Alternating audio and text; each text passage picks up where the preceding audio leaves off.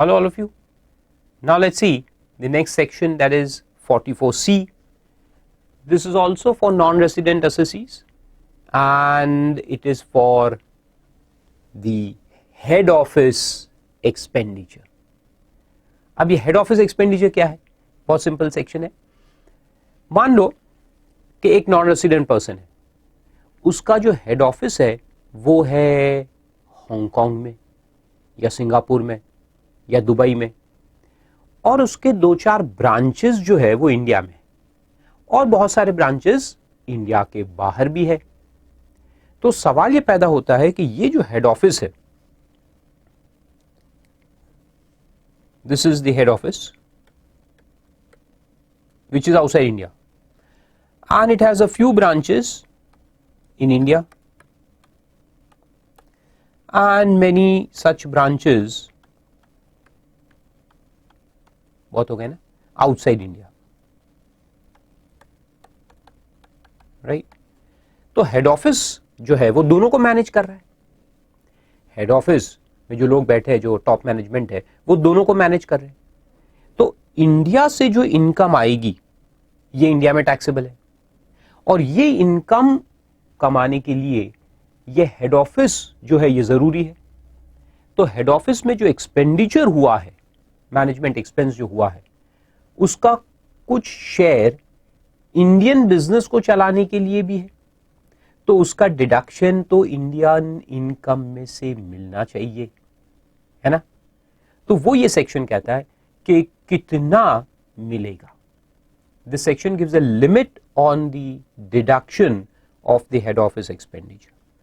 तो ये जो एक्सपेंडिचर है हेड ऑफिस का पूरा, ये पहले तो अपन क्या करेंगे, एलोकेट करेंगे. एलोकेट करेंगे कि कितना इंडियन ब्रांचेस को चलाने के लिए हुआ है और कितना फॉरेन ब्रांचेस को चलाने के लिए हुआ है. और ये एलोकेशन करने के बाद ये जो एलोकेटेड एक्सपेंस आएगा, एलोकेटेड एक्सपेंस जो आएगा, उसको फिर अपन इंडियन इनकम में से माइनस करेंगे सब्जेक्ट टू अ लिमिट. तो वो लिमिट क्या है वो अपन देखेंगे इस सेक्शन के अंदर. और यहां एक पॉइंट आपको बता दूं before we go to the limit, कि पहली बात तो ये जो एलोकेशन ऑफ एक्सपेंस है, हेड ऑफिस का टोटल एक्सपेंस जो अपन एलोकेट कर रहे हैं towards the Indian branch operations, ये एलोकेशन एक चैप्टर आगे अपन पढ़ने वाले हैं, transfer pricing. Very interesting chapter in CA final. और वो जो चैप्टर है उसमें अपन देखेंगे कि ये हेड ऑफिस एक्सपेंडिचर का जो एलोकेशन है वो कैसे होता है. नहीं तो आप क्या करोगे कि फॉर एग्जांपल के ये फॉरेन ब्रांचेस है और ये अगर नॉन टैक्सेबल टेरिटरी में है, like for example United Arab Emirates, Dubai वगैरह में, वहां इनकम टैक्स ही नहीं है. तो आप क्या करोगे कि हेड ऑफिस एक्सपेंस को वहां क्यों एलोकेट करोगे. और इंडिया है तो इंडिया में 30% टैक्स है कंपनीज के लिए, तो आप क्या करोगे कि हेवी एक्सपेंस इंडिया में एलोकेट कर दोगे. तो उससे क्या होगा कि इंडियन इनकम कम हो जाएगा और फॉरेन इनकम बढ़ जाएगा. फॉरेन इनकम वहां उन कंट्रीज में जहां टैक्स है ही नहीं, और यहां पर इंडिया में हेवी एक्सपेंस को अपन डाल करके इनकम को कम कर देंगे और टैक्स कम हो जाएगा. तो ऐसा नहीं होना चाहिए ना. This is called as shifting of income outside India. इसको रोकने के लिए एक चैप्टर है जिसका नाम मैंने आपको बताया, ट्रांसफर प्राइसिंग. तो ये चैप्टर अपन बाद में डिटेल में पढ़ेंगे. तो उसमें अपन ये देखेंगे कि जो एलोकेशन है ये आर्म्स लेंथ प्राइस पे होना चाहिए, यानी एक्चुअल बेसिस पे होना चाहिए कि इंडियन बिजनेस ऑपरेशन को चलाने के लिए कितना खर्चा हुआ है और उतना हम एलोकेट करेंगे ऑन अ फेयर बेसिस. और ये फेयर एलोकेशन होने के बाद फिर उसके ऊपर लिमिट भी है जो ये सेक्शन में है 44C. Right. So let's see what is the limit. तो वहां दिया है कि maximum limit of the deduction would be an amount equal to 5% of adjusted total income. 5% of adjusted total income. तो करंट ईयर का अपन total income निकालेंगे. Adjusted क्या है उसका डेफिनेशन अपन देखते हैं बिफोर सेटिंग ऑफ लॉसेस वगैरह. यानी करंट ईयर में पांचों हेड का टोटल जो होता है, सैलरी हेड तो वैसे भी नहीं रहेगा यहाँ, तो mainly business head, capital gain, other sources, house property, 4 head का टोटल लेंगे करंट ईयर का, before setting of any kind of loss और अनएब्सॉर्ब डेप्रिसिएशन। अनएब्सॉर्ब डेप्रिसिएशन या साइंटिफिक रिसर्च एक्सपेंस, वो सब जो ब्रॉड फॉरवर्ड होके सेट ऑफ होते हैं, या फिर लॉसेज, ये सब सेट ऑफ करने के पहले का जो इनकम होता है उसको अपन एडजस्टेड टोटल इनकम कहते हैं। ठीक है, लॉसेज सेट ऑफ करने के पहले का इनकम, यानी करंट ईयर का टोटल, बस सिर्फ करंट ईयर की इनकम का टोटल। हाँ, करंट ईयर में ही अगर एक सोर्स में लॉस है और एक में प्रॉफिट है तो वो आपस में सेट ऑफ हो जाएगा, लेकिन ब्रॉड फॉरवर्ड कुछ भी नहीं सेट ऑफ करेंगे। ठीक है, तो वो एडजस्टेड टोटल इनकम को लेकर के उसका 5% अपन निकालेंगे, और वो 5% जो आएगा उतना ही हेड ऑफिस एक्सपेंडिचर आप क्लेम कर सकते हैं। ओके, और फिर बी पॉइंट में लिखा है कि अगर हाँ यानी कि 5% तो लिमिट है, और the amount of head office expenditure attributable to the business, attributable यानी एलोकेटेड टू द बिजनेस और profession of the assessee in India whichever is less, यानी ये क्या है, ये एक्चुअल है। ये जो एक्चुअल एट्रीब्यूटेबल है ये अपन निकालेंगे as per transfer pricing rules. तो उसके नीचे लिख दो ALP, उसको आर्म्स लेंथ प्राइस कहते हैं। आर्म्स लेंथ प्राइस पे निकालना पड़ता है, यानी कि फेयर मार्केट, फेयर वैल्यू। अभी आप सिर्फ इतना जान लो, फेयर वैल्यू ALP कैसे निकालना वो अपन पढ़ेंगे in the chapter of transfer pricing. तो ALP जो एलोकेट किया अपन ने वो लेंगे, या फिर 5% विच एवर इज लेस। ठीक है, हाउएवर, फिर नीचे लिखा है however if the adjusted total income is a loss. Current year में एडजस्टेड टोटल इनकम लॉस आ गया, कैसे कि करंट ईयर में ही अपने को लॉस था, तो ब्रॉड फॉरवर्ड तो जाने दो, करंट ईयर के अंदर ही लॉस, तो फिर लॉस का 5% निकालेंगे क्या? Of course not. लॉस का 5% कैसे निकालें, वो तो नहीं निकाल सकते। तो फिर अपन क्या करेंगे, फिर अपन देखेंगे पिछले 3 साल के एडजस्टेड टोटल इनकम का एवरेज। पिछले 3 साल के जो एडजस्टेड टोटल इनकम हमने निकाले होंगे या नहीं निकाले होंगे तो निकाल लेंगे, उनका एवरेज करके देखेंगे, उसका 5% लेंगे। आप कहोगे सर हमारा तो बिजनेस ही नहीं था 3 साल, हमारा तो पिछले 2 साल का ही बिजनेस है, तो फिर 2 साल का निकालो एवरेज। कोई कहेगा सर हमारा तो पिछले 2 साल भी नहीं है, लास्ट ईयर ही हमने बिजनेस चालू किया था, तो फिर लास्ट ईयर का ले लो। तो इसमें बोला है कि अगर 3 साल बिजनेस है तो 3 साल का लो, 2 साल है तो 2 साल का लो, 1 ही साल है तो 1 साल का लो। और कोई कहेगा हमारा तो यही पहला साल है और इसमें लॉस आ गया, तो हेड ऑफिस एक्सपेंडिचर का डिडक्शन नहीं मिलेगा, क्योंकि आपका लिमिट रहेगा 0। या फिर पिछले 3 साल से है बिजनेस लेकिन वो तीनों साल का एवरेज भी लॉसिच है, तो फिर कोई डिडक्शन आपको नहीं मिलेगा। यानी हेड ऑफिस एक्सपेंस का डिडक्शन तभी मिलेगा जब या तो करंट ईयर में प्रॉफिट आए, एडजस्टेड टोटल इनकम पॉजिटिव होना चाहिए, प्रॉफिट होना चाहिए, तो मिलेगा उसका 5%। अगर नहीं है तो पिछले 3 साल या 2 साल या 1 साल का जो अपन लेंगे एवरेज, वो पॉजिटिव होना चाहिए, प्रॉफिट होना चाहिए। अगर नहीं है तो फिर कोई डिडक्शन नहीं मिलेगा, right? Your deduction will be absolutely 0। तो वो लिखा है देखो, however if the adjusted total income is a loss, the amount under clause A shall be computed at the rate of 5% of the average of adjusted total income of the assessee। और ये average जो निकालेंगे कितने साल का निकालेंगे? 3 साल का अगर बिजनेस है तो, नहीं तो 2, या फिर लास्ट ईयर अकेला। और फिर नीचे डेफिनेशन दिया है देखो, एडजस्टेड टोटल इनकम का मतलब क्या है।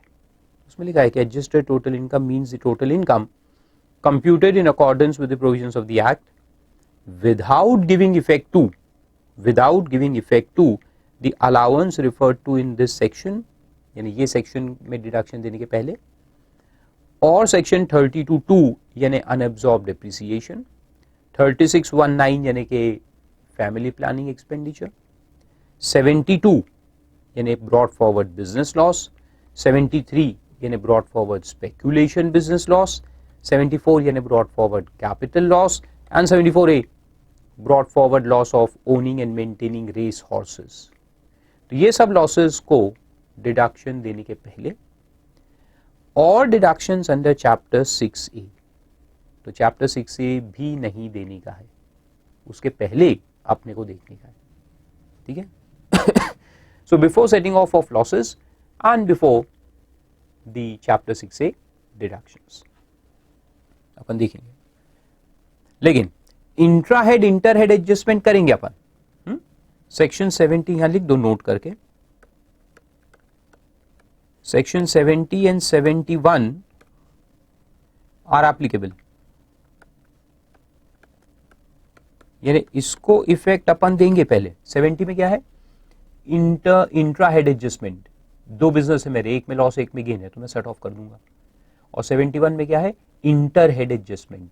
एक हेड में लॉस है, दूसरे हेड में प्रॉफिट है, तो वो अपन सेट ऑफ कर देंगे टू द एक्सटेंट अलाउड।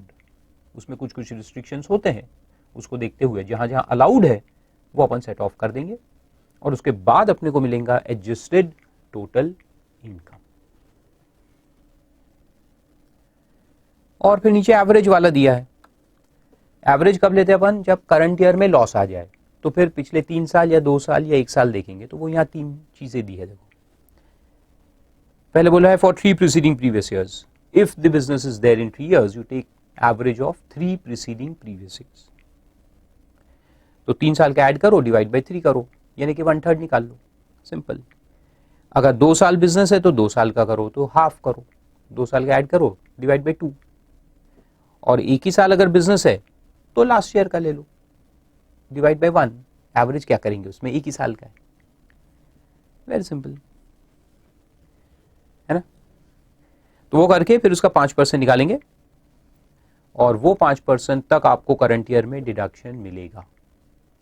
तो एक्चुअल एक्सपेंस देखेंगे which is allocated as per the arm's length price rules, हाँ पहला पॉइंट। एंड देन एक्चुअल को कंपेयर करेंगे लिमिट से। लिमिट कितनी है? 5%, 5% ऑफ एडजस्टेड टोटल इनकम। और एडजस्टेड टोटल इनकम का मतलब क्या है?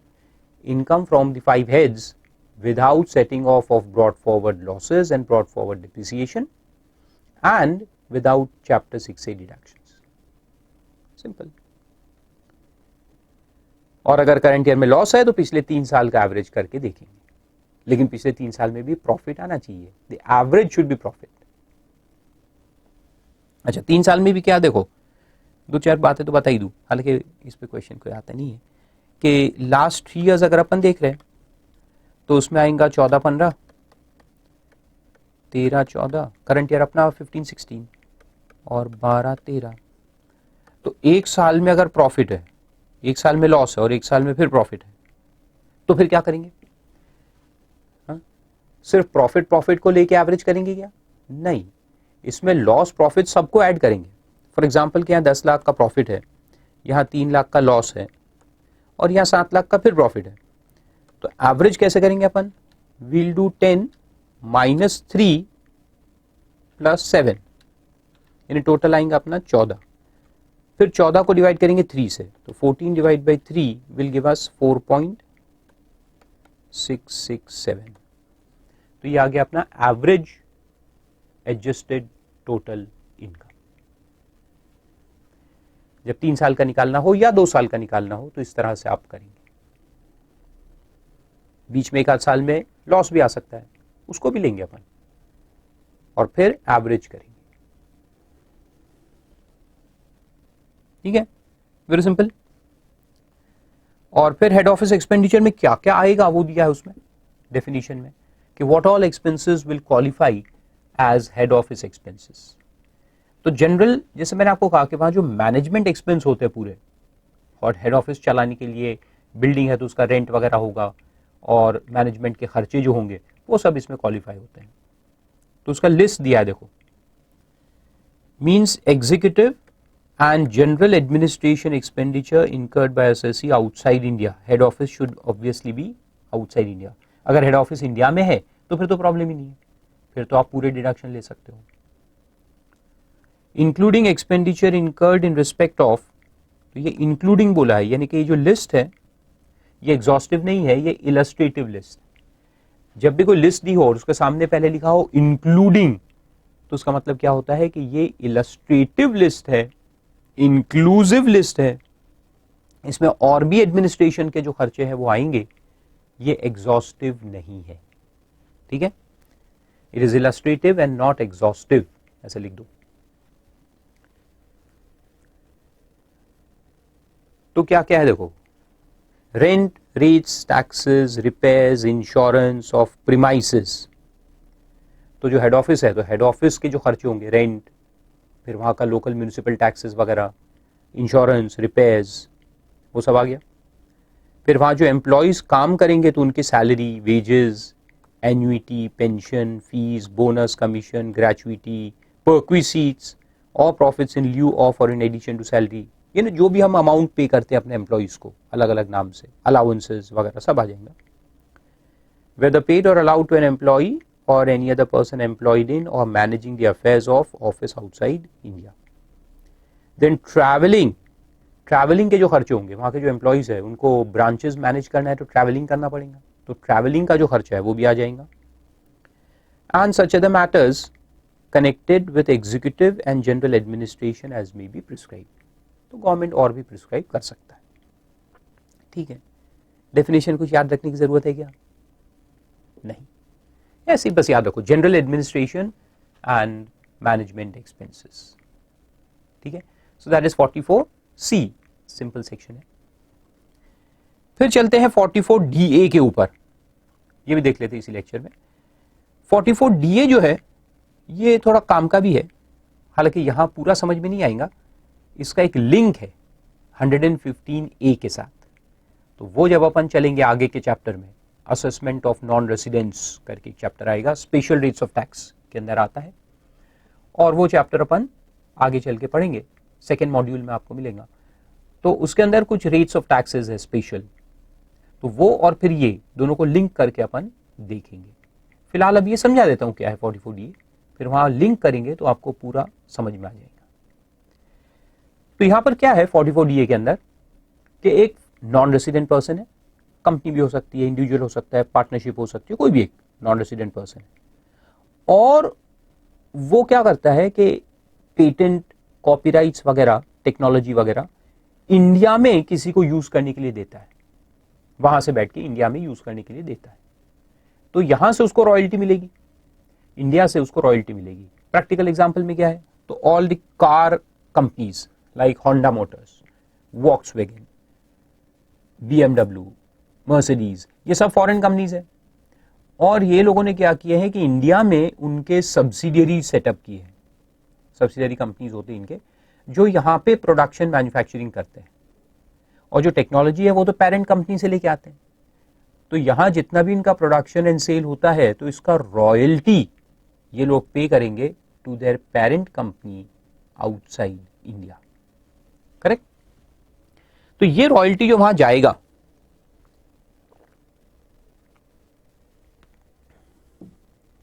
पेरेंट कंपनी को जो रॉयल्टी मिलेगा, या फिर फीस फॉर टेक्निकल सर्विसेज, कोई इंडिविजुअल है, कोई बहुत बड़ा कोई साइंटिस्ट है, कोई टेक्नीशियन है, तो वो क्या करता है कि वो भी अपना जो सर्विसेज है वो इंडिया में कंपनीज वगैरह को देता है, और वहां से उसको रॉयल्टी या फीस फॉर टेक्निकल सर्विसेज मिलती है। तो ये जो फीस उसको मिलेगी वो अपन उसके हाथ में टैक्स करेंगे। तो सवाल ये आता है कि कैसे करेंगे, हाउ टू टैक्स। तो इसमें दो ऑल्टरनेटिव्स हैं।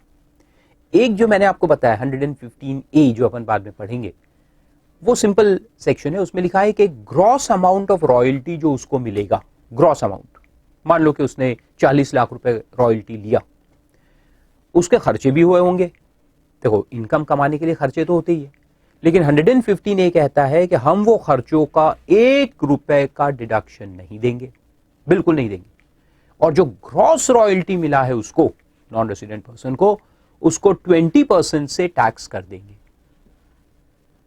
सीधा अपन टैक्स कर देंगे एट अ नोशनल रेट। तो नॉर्मली जैसे 30% वगैरह होता है तो वैसे नहीं करेंगे, नोशनल रेट से अपन उसको टैक्स कर देंगे। वो 115A में डिटेल में बताऊंगा मैं, अभी आप उसमें मत पढ़ो। तो वो एक है, उसको अपन रेट भी भूल जाओ, रेट विद सब मैं बाद में बताऊंगा, एक अपन चार्ट भी बनाएंगे। अब इसे याद रखो कि ग्रॉस अमाउंट पे एक स्पेसिफिक रेट से, जो रेट चेंज होते रहता है टाइम टू टाइम, उसे अपन टैक्स पे करेंगे 115A के अंदर। और दूसरा ऑल्टरनेटिव ये है कि अगर वो पर्सन इंडिया में आकर के अपना ऑफिस सेटअप करता है, एक परमानेंट एस्टैब्लिशमेंट फॉर्म करता है, एक ऑफिस लेता है, लोगों को अपॉइंट करता है और यहां से फिर कॉन्ट्रैक्टिंग करता है। तो जितने इंडियन कंपनीज को सर्विसेज देना है, जितने लोगों को पेटेंट कॉपीराइट्स वगैरह देना है, वो सब इंडिया में आके इंडिया में बैठ के वो देता है, कॉन्ट्रैक्टिंग इंडिया से होता है। तो फिर ये सेक्शन लगता है 44DA, और 44DA कहता है कि ये परमानेंट एस्टैब्लिशमेंट से जो अब इनकम आ रहा है उसको अपन नॉर्मल कैलकुलेशन करेंगे, जैसे बिजनेस इनकम को करते हैं वैसे करेंगे, यानी कि सारे एक्सपेंसेस वगैरह जो भी है वो सब अलाउ करते हुए जैसे अपन बिजनेस हेड में इनकम निकालते हैं वैसे निकालेंगे। और वो निकालने के बाद जैसे नॉर्मल रेट ऑफ टैक्स से बाकी असेसी के हाथ में टैक्स किया जाता है वैसे ही यहां पर भी किया जाएगा। यानी नोशनल रेट से अपन टैक्स नहीं करेंगे, एक्चुअल जो भी रेट उसको लगता है। फॉरेन कंपनी है तो फॉरेन कंपनी का रेट, इंडियन कंपनी है तो इंडियन कंपनी का रेट। इंडियन कंपनी तो हो नहीं सकती क्योंकि फिर वो नॉन रेसिडेंट कैसे रहेंगी, तो फॉरेन कंपनी या कोई फॉरेनर है, इंडिविजुअल है, पार्टनरशिप फर्म है, तो उनको जो रेट्स लगते हैं, slab rate 30% flat, foreign company है तो 40% फ्लैट, वो अपन लगाएंगे। ठीक है, लेकिन सारे खर्चों को अलाउ करने के बाद, पूरा नॉर्मल कैलकुलेशन करने के बाद, तो एक है नोशनल कैलकुलेशन और एक है नॉर्मल कैलकुलेशन। चॉइस किसके हाथ में है? नॉन रेसिडेंट के हाथ में। और चॉइस किस पे डिपेंड करेगा कि वो इंडिया में परमानेंट एस्टैब्लिशमेंट सेटअप करता है या नहीं करता। If he does it then normal calculation 44DA लगेगा। अगर वो नहीं करता है परमानेंट एस्टैब्लिशमेंट इंडिया में तो फिर ग्रॉस अमाउंट पे स्पेशल रेट से टैक्स लगा देंगे। ओके, तो इस तरह से दो सेक्शन है। तो अभी अपन ये पढ़ते हैं, फिर 115A में जब जाएंगे तो आपको और डिटेल में समझ में आ जाएगा। तो क्या लिखा है देखो, असेसी कौन है? नॉन रेसिडेंट है, नॉट बीइंग अ कंपनी, यानी अगर कोई पर्सन कंपनी नहीं है तो फिर नॉन रेसिडेंट देखेंगे। जैसे इंडिविजुअल है तो अपन सिटीजनशिप नहीं देखेंगे, अपन ये देखेंगे कि वो रेसिडेंट है कि नॉन रेसिडेंट, तो ही should be non resident. Firm है तो नॉन रेसिडेंट होना चाहिए, और कंपनी है तो फॉरेन कंपनी होनी चाहिए, तो फॉरेन कंपनी है तो फिर ये सेक्शन में आएंगी। ऐसा बहुत सेक्शंस में अपन ने पहले भी पढ़ा, तो यहां भी वही है कि अगर वो कंपनी है तो it should be foreign company, अगर वो कंपनी के अलावा कोई पर्सन है then he should be non resident. Nature of income, royalty और fees for technical services received from Government of India or an Indian concern in pursuance of an agreement made by the assessee with the government or the Indian concern after 31st March 2003। क्योंकि ये जो पूरा concept आया permanent establishment का वो तब आया था, ये सेक्शन इंसर्ट हुआ था 2003 ऑनवर्ड्स, इसलिए वो डेट लिखा है, लेकिन अभी तो बहुत पुराना हो गया। कितने साल हो गए? 12 साल, तो कोई काम का नहीं है, याद रखने की जरूरत नहीं है। देन प्लेस ऑफ बिजनेस, अब ये important point, assessee carries on business through a permanent establishment situated in India। ये काम कर, ये सेक्शन कब लगेगा? जब उस आदमी का एक परमानेंट एस्टैब्लिशमेंट इंडिया में हो, ये जरूरी है, परमानेंट एस्टैब्लिशमेंट इंडिया में होना चाहिए। और the professional services given from a fixed place of profession situated in India। तो बिजनेस, जैसे कि कार कंपनीज है तो उनको बिजनेस कहते हैं अपन, तो वो परमानेंट एस्टैब्लिशमेंट वर्ड यूज होता है, permanent establishment should be in India. और प्रोफेशनल सर्विसेज वाले जो लोग हैं, टेक्निकल सर्विसेज वाले, प्रोफेशनल एंड टेक्निकल सर्विसेज, तो उनका अपन बोलते हैं फिक्स प्लेस ऑफ प्रोफेशन। तो दो वर्ड है, बिजनेस के लिए क्या वर्ड यूज होगा? परमानेंट एस्टैब्लिशमेंट, यानी वही branch office, it should be a branch. उसको अपन नॉर्मल यूसेज में क्या वर्ड यूज करते हैं? ब्रांच ऑफिस या ऑफिस। टेक्निकल टर्म्स में उसको परमानेंट एस्टैब्लिशमेंट कहते हैं। तो ये ब्रांच या ऑफिस को परमानेंट एस्टैब्लिशमेंट कब कहेंगे, तो उसके भी गवर्नमेंट के गाइडलाइंस कि उसको परमानेंट कब कहेंगे, जब वो टेम्परेरी नहीं है। यानी ऐसा नहीं कि ऐसे ही नाम के लिए खोल दिया ऑफिस और सब काम फॉरेन से हो रहा है, ऐसा नहीं। अच्छा, एक चपरासी को लगा दिया इधर, उसे वो ऑफिस का झाड़ू वाड़ू करता है, बस ऐसा भी नहीं। There should be real staff working in India on a long term basis, and doing business from India, यानी बिजनेस का जो कंट्रोल है इंडियन बिजनेस ऑपरेशन का, फॉरेन वाले नहीं, तुम्हारा वहां क्या चल रहा है वो तुम देखो, लेकिन इंडिया में जो ऑपरेशन हो रहा है, जो तुम लेट आउट कर रहे हो पेटेंट कॉपीराइट या जो सर्विसेज दे रहे हो, तो उसका जो ऑफिस है तुम्हारा वो रियल में इंडिया में होना चाहिए, and the operation should be carried out, the services should B rendered from this office, तो उसको कहेंगे परमानेंट एस्टैब्लिशमेंट या परमानेंट या फिक्स प्लेस ऑफ प्रोफेशन। और इसको सेटअप करने के लिए आरबीआई से भी अप्रूवल लगता है, इसमें फेमा लगता है, foreign exchange management act, for setting up a permanent establishment in India. तो इसके अंदर बहुत सारे लॉज है वैसे तो एक तो फेमा लगता है इसके अंदर, पढ़ा आपने सेक्शन तो मुझे याद नहीं है अभी, लेकिन उसमें ना setting up of branches in India is a capital account transaction, I think section 6 of FEMA, इसको कैपिटल अकाउंट ट्रांजैक्शन कहते हैं, और ये सेटअप करने के लिए आपको आरबीआई का अप्रूवल लगता है। फिर उसके अंदर गवर्नमेंट के बहुत सारे स्कीम्स लगते हैं, एफडीआई नॉर्म्स जो है, फॉरेन डायरेक्ट इन्वेस्टमेंट नॉर्म्स जो रहते हैं वो फॉलो करने पड़ेंगे, कि कहाँ पे कितना अलाउड है, 100% इन्वेस्टमेंट अलाउड है कि नहीं है कि क्या है, तो वो सब भी उसमें लगते हैं। तो ऐसे बहुत सारे रूल्स एंड रेगुलेशंस है गवर्नमेंट के जो फॉलो करके आपको सेटअप करना पड़ेगा। फिर ये जो परमानेंट एस्टैब्लिशमेंट है इंडिया में कैपिटल इशू भी कर सकता है, हाँ, they can raise capital from India, तो उसको आईडीआरस कहते हैं, इंडियन डिपॉजिटरी रिसीट्स, वो आपने पढ़ा होगा सेबी रेगुलेशन के अंदर, तो सेबी भी इसमें आ जाता है, सेबी रेगुलेशंस गाइडलाइंस पढ़े ना कॉर्पोरेट लॉज के अंदर, वेरी गुड। तो ऐसा है, तो बहुत सारे रूल्स एंड रेगुलेशंस लगते हैं, वो सब फॉलो करके आपको पहले तो सेटअप करना है और फिर इंडिया से बिजनेस करना है, तो जो इनकम आएगी उसको अपन नॉर्मल कैलकुलेट करेंगे, तो वो फिर आगे लिखा है।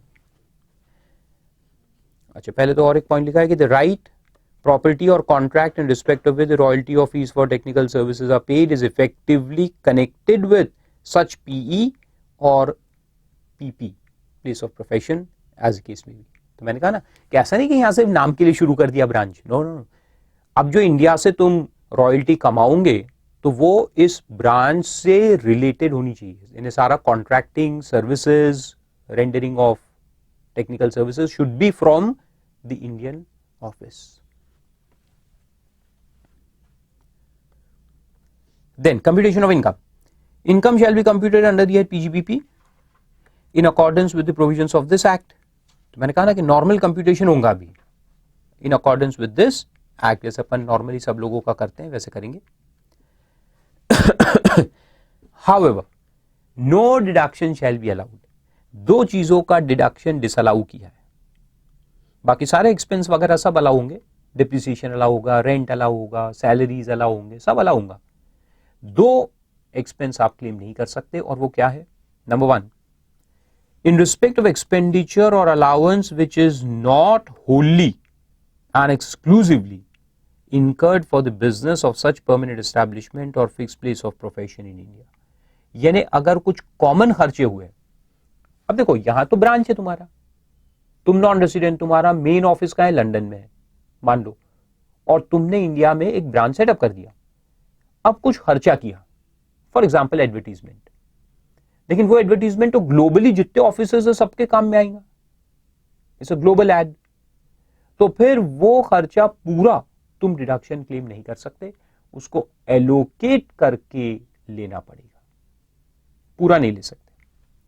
तो वहां लिखा है in respect of any expenditure और allowance which is not exclusively for the Indian operation, अगर ऐसा कुछ है जो एक्सक्लूसिवली इंडियन ऑपरेशन के लिए नहीं है तो फिर आप पूरा डिडक्शन नहीं ले सकते।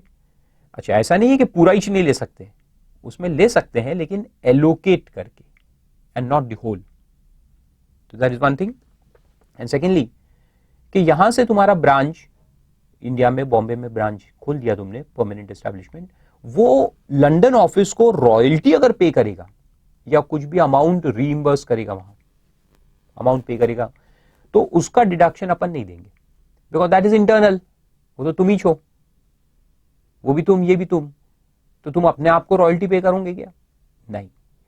तो यहां से जो पेमेंट हेड ऑफिस को होगा उसका डिडक्शन नहीं मिलेगा, accept if it is a reimbursement of expenses incurred by head office on behalf of the Indian branch. तुम्हारे लंदन में कुछ खर्चे हुए, वो खर्चे इंडियन ऑफिस के लिए थे और इंडियन ऑफिस ने लंदन ऑफिस को पेमेंट किया इन खर्चों का रीइंबर्समेंट करने के लिए, तो है तो खर्चा ना, एक्सपेंस है जो अपन नॉर्मली इंडिया में भी कर सकते थे, लेकिन हेड ऑफिस ने कर दिया.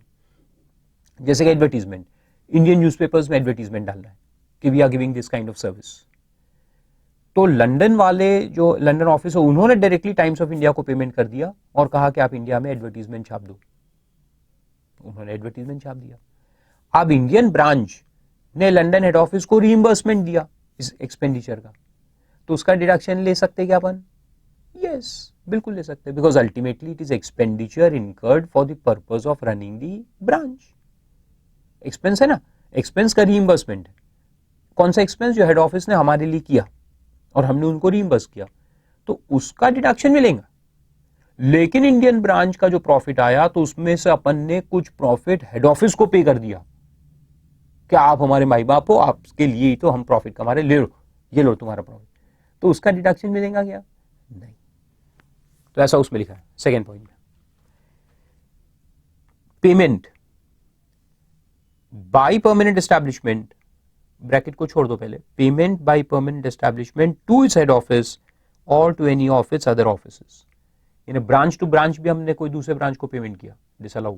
हेड ऑफिस को किया, डिसअलाउ. लेकिन लिखा है otherwise than towards reimbursement of actual expenses. यानी हेड ऑफिस ने अपने लिए कुछ खर्चा किया है और हमने उनको रीइंबर्समेंट दिया है, तो वो अलाउड है बिकॉज दैट इज एक्सपेंस. लेकिन उसके अलावा अगर कोई पेमेंट किया है तो वो डिसअलाउ रहेगा. तो दो चीज है जो डिसअलाउ होगी. एक तो वो जो एक्सपेंडिचर होली अपने लिए नहीं है तो वो डिसअलाउ करेंगे, और जो एज जनरल पेमेंट है हेड ऑफिस को वो भी डिसअलाउ हो जाएगा. बाकी नॉर्मल कैलकुलेशन आएगा. और आखिरी में लिखा है कि अकाउंट्स को ऑडिट करवाना पड़ेगा. पीई का जो अकाउंट्स रहेगा, परमानेंट एस्टैब्लिशमेंट के जो अकाउंट्स रहेंगे वो मेंटेन करके सीए से ऑडिट करवाना कंपलसरी है. और टैक्स क्या रेट से लगेगा? Tax will be eight normal rates, है ना. तो सिंपल हो गया. तो इसका एक छोटा सा चार्ट मैं आपको बना देता हूं कि जो नॉन रेसिडेंट है या फॉरेन कंपनी है, इनकम कौन सी है? Royalty and fees for technical services. ठीक है. तो ये अगर इंडिया में पीई डालता है, पीई इन इंडिया, पीई और पीपी, परमानेंट एस्टैब्लिशमेंट या permanent place of profession, India में है या नहीं है, दो चीजें हो सकती है. तो अगर पीई इंडिया में है तो अपन लगाएंगे फिर 44 DA, और नहीं है तो फिर लगेगा 115 E. तो दो अल्टरनेटिव सेक्शन है जो लग सकते हैं. सिंपल. और 44 DA में क्या होगा? पीजीबीपी, नॉर्मल कैलकुलेशन, यानी after allowing all deductions and tax at normal rates, जो भी नॉर्मल रेट्स एसएससी को एप्लीकेबल है. लेकिन अगर पीई नहीं है इंडिया में तो फिर 115A में आता है, उसमें नो डिडक्शन से रहता है, कोई डिडक्शन नहीं मिलेगा और टैक्स लगेगा eight specified rate on gross amount. Gross amount पे स्पेसिफाइड रेट से टैक्स लग जाएगा. जो 115A में दिया रहता है वो चेंज भी होते रहते हैं टाइम टू टाइम, इसलिए मैं यहां रेट नहीं लिख रहा हूं, अपन वहां जाएंगे तो पढ़ेंगे. So that was 44 DA. Right, simple है. उसके बाद फिर तो यहां तक तो पूरे सेक्शंस हो गए. एक सेक्शन और है 44 DB करके, वो कोऑपरेटिव सोसाइटी को लगता है. वो मैं आपको बाद में समझाऊंगा जब हम कोऑपरेटिव सोसाइटी का चैप्टर पढ़ेंगे, assessment of cooperative societies. So that will discuss later on. उसके बाद फिर income computation and disclosure standards, ICDS जिसको अपन शॉर्ट में कहेंगे, ये दिए हैं और ये इस साल इंट्रोड्यूस हुए हैं 2015 में। उसका नोटिफिकेशन नंबर है 32/2015 और ये जो स्टैंडर्ड्स है ये 145 सेक्शन है एक, जिसमें लिखा है कि गवर्नमेंट कैन मेक स्टैंडर्ड्स, उसके अंदर इशू हुए हैं। इनको अपन बाद में एक चैप्टर में यानी लेक्चर में कवर करेंगे। तो नोट्स में तो दिया है मैंने आपको यहाँ, लेकिन इसका लेक्चर बाद में आएगा। कोई खास इंपॉर्टेंट नहीं रहते, अकाउंटिंग स्टैंडर्ड्स अपने देखे उसके जैसे ही रहते जो अकाउंट्स में आपने पढ़े, थोड़े बहुत डिफरेंसेस है उसमें, तो वो सब एक साथ अपन आगे चल के एक लेक्चर में आपको दूंगा, उसमें कवर करेंगे, राइट।